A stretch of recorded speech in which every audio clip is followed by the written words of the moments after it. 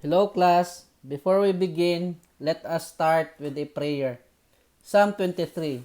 The Lord is my shepherd, I shall not want. He makes me lie down in green pastures. He leads me beside still waters. He restores my soul. He leads me in paths of righteousness for his name's sake. Even though I walk through the valley of the shadow of death, I will fear no evil, for you are with me. Your rod and your staff, they comfort me.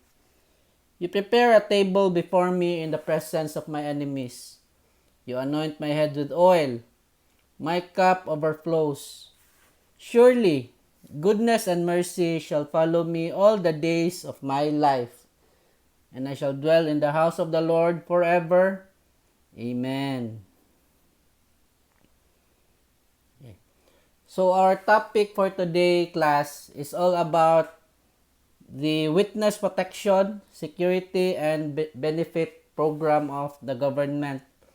So, I got my source in the website of the Department of Justice. Okay.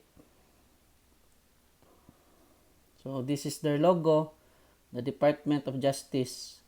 The Witness Protection, Security, and Benefit Program.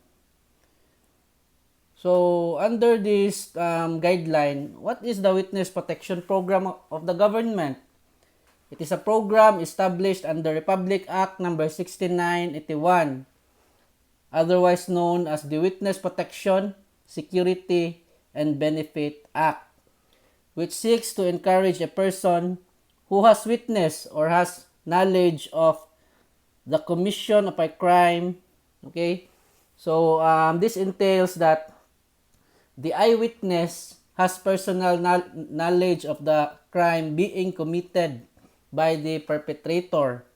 Okay, and then the eyewitness will testify before a court or quasi-judicial body or before an investigating authority by protecting him from reprisals and from economic dislocation. Okay, so in the Philippine settings, class, more often than not, witnesses are being pressured by the opposing party. Okay, their families, their safety is being threatened. Okay, and their work is affected. That is why the government has made sure that the well-being of the witnesses are promoted and taken care of. Okay? So, who can be admitted into this program?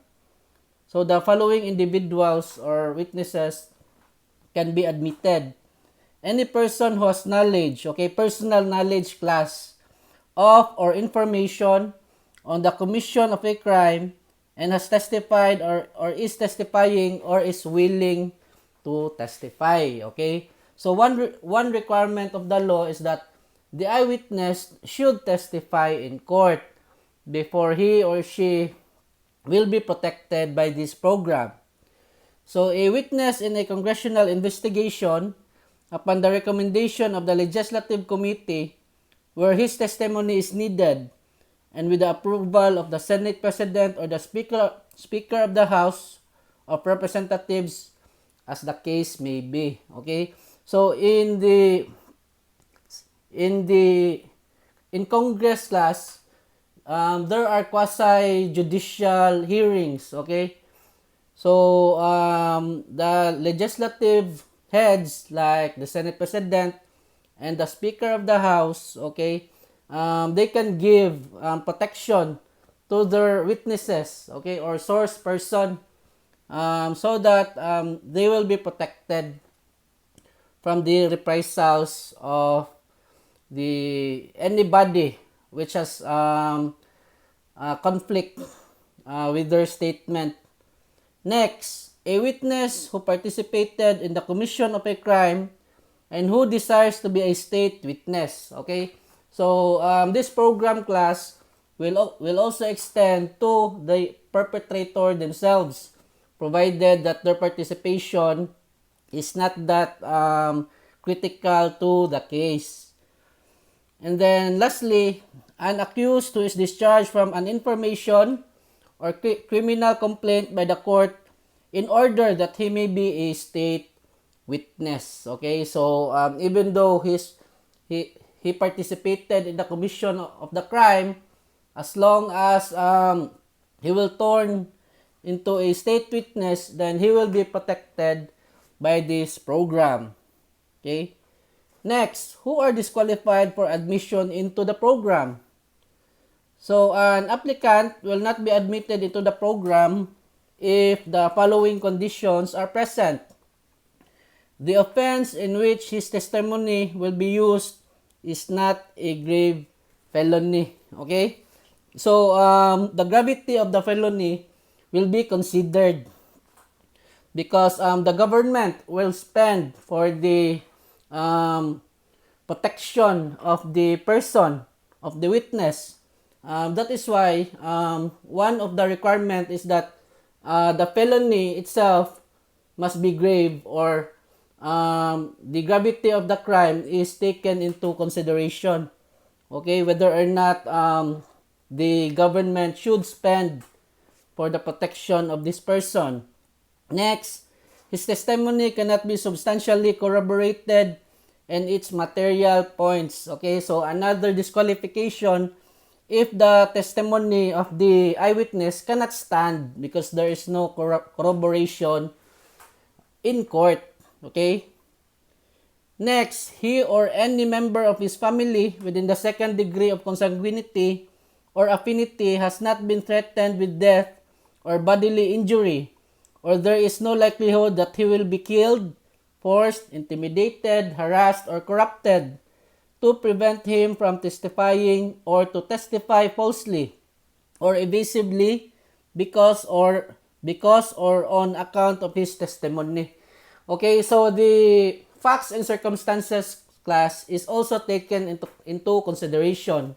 So if there is no threat on the safety of the witness, then more often than not, the government will not provide, okay, for any expenses for his protection or his economic activity. Next disqualification, if the applicant is a law enforcement officer, even if he will testify against other law enforcement officers, the immediate members of the applicant may, however, be admitted into the program. Okay? So, another disqualification class if you are a member of law enforcement. Okay? Because law enforcers, they can defend themselves because they have firearms. Okay? They can defend themselves legally by virtue of their function, by virtue of their duty. However, family members of those law enforcers who becomes a witness, they can be protected. Next, how is a person admitted to the program? So, the person in danger or his or her family may get an application form from the Secretariat of the Witness Protection Security and Benefit Program. So, you apply, okay? And then, in the application, you must meet the requirements as provided by our earlier discussion. So, this is at the Department of Justice Building in Padre Faura in Manila, okay? So, the applicant may also get the form from the nearest regional state prosecutor. So, if you are located outside Manila, then you can go to the nearest regional state prosecutor of your place. So, the proceedings involving the application for admission, the action taken thereon, and the information or documents submitted in support of the application are confidential. Okay, so there would be a summary, like a hearing for the requirements, okay, because the facts and circumstances are considered. So one primary consideration or primordial consideration is the threat, or there is danger as to the safety of the witness, okay? Another is the gravity of the offense. Okay? And then they cannot be released without the written order of the Department of Justice or the proper court. So once you are admitted in the program, you cannot be released without any written order of release from the DOJ or the court. So what happens if an applicant is qualified to be a witness? So the witness is required to enter into a memorandum of agreement with the government. Okay, so it's like a contract between the government and the witness. So what are the benefits that may a witness under this program receive? So if you are enrolled to the program, these are the following benefits. First is security protection and escort services. Of course, there is threat. Your life is in danger because of the personal knowledge you have against the perpetrator. So the primordial consideration is your security. Okay? Next, immunity from criminal prosecution and not to be subjected to any penalty or forfeiture for any transactions, matter, or thing concerning his compelled testimony or books, document, or writing produced. So this entails that if you are part of the offenders, okay, as long as your participation is not that critical, then if you turn into a state witness, then you will be immune from suit. Okay? Next, secure housing facility. You will be placed in a safe facility for your protection. Next, assistance in obtaining a means of livelihood. Okay? Next, reasonable traveling expenses and subsistence allowance while acting as a witness. Okay? So the government will spend for your economic activity. That is why only those safety, okay, only those witness whose life are in danger, okay, the government will choose them to be protected. Because if the government will just include anybody who will apply, then the money, the budget of the government, okay, will be spent uselessly without the requirements of the law. Okay, that is why the gravity is taken into consideration, the safety of the individual, and other requirements that we will discuss later. Next, free medical treatment, hospitalization, and medicine for any injury or illness incurred or suffered while acting as a witness. Okay, so you will be given medical benefits. Next, burial benefits of not less than 10,000 pesos if the witness is killed because of his participation in the program. Okay, so in cases that you will be killed, your family will be given burial benefits. Next, free education from primary to college level for the minor or dependent children of a witness who dies or is permanently incapacitated. Okay, so if you are a witness who is enrolled in the program and then you die because of that, then your children will be given educational package until college. Next, non-removal or demotion in work because of absence due to his being a witness and payment of full salary or wage while acting as a witness. So, your employment will be protected by virtue of this program. Then, what will happen to a witness who refuses or fails to testify? Okay? He may be arrested or detained and prosecuted for perjury or contempt. Remember, once you are enrolled in the program, you will execute a memorandum of agreement. So, if you will not comply on the terms and conditions of that memorandum, then you can be held for contempt. So when is a witness discharged from the program? Okay, so the program will end. A witness is discharged if when he has already testified or has completed his witness duty. Okay? Next, if he fails or refuses to testify. Of course, if you will not testify, then you can be imprisoned also because it is perjurious. You have executed a MOA and you did not perform the terms and conditions of the MOA. Next, if he is no longer regarded as a necessary witness, then he can be discharged. Or if the danger falls away, okay, if there is no danger anymore. So what benefits are given to a witness who is honorably discharged from the program?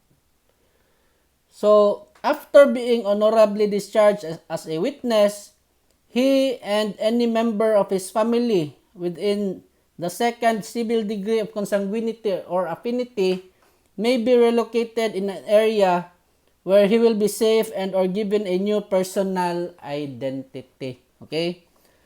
And then he may also be given one-time financial assistance for his support and that of his family. Okay? So, if his duties is already finished, and then there is still threat to his life or his family, then the government can relocate and give financial assistance to the witness. Okay?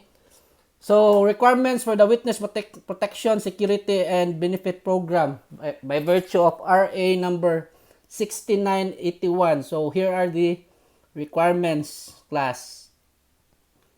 Okay? So this is taken from the DOJ website. So this is the checklist if you want to enroll to the program by virtue of RA number 6981.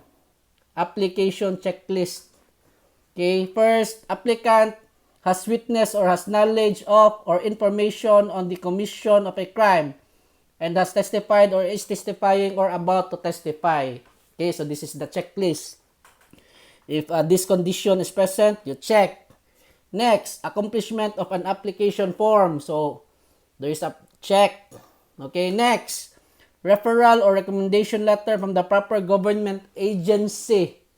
Okay, next, classification of offense in which testimony is to be used as grace felony. Okay, so, grave felony. This is a typographical error. So, what is considered by this program is that the felony should be grave. So, what does grave felony means? So, those to which the law attaches the capital punishment or penalties which in any of their periods are afflictive in accordance with Article 25 of the Revised Penal Code. So, when you say grave felony, the nomenclature, okay, are capital punishments. So, what are the afflictive penalties under the Revised Penal Code? First, reclusion perpetua, and then reclusion temporal, perpetual or temporary absolute disqualification, perpetual or temporary special disqualification, prison mayor, and fine. So, whether imposed as single or as alternative penalty if it exceeds 6,000. Okay? Next of the checklist is determination of nature of testimony. Must be capable of substantial corroboration on material points. Okay?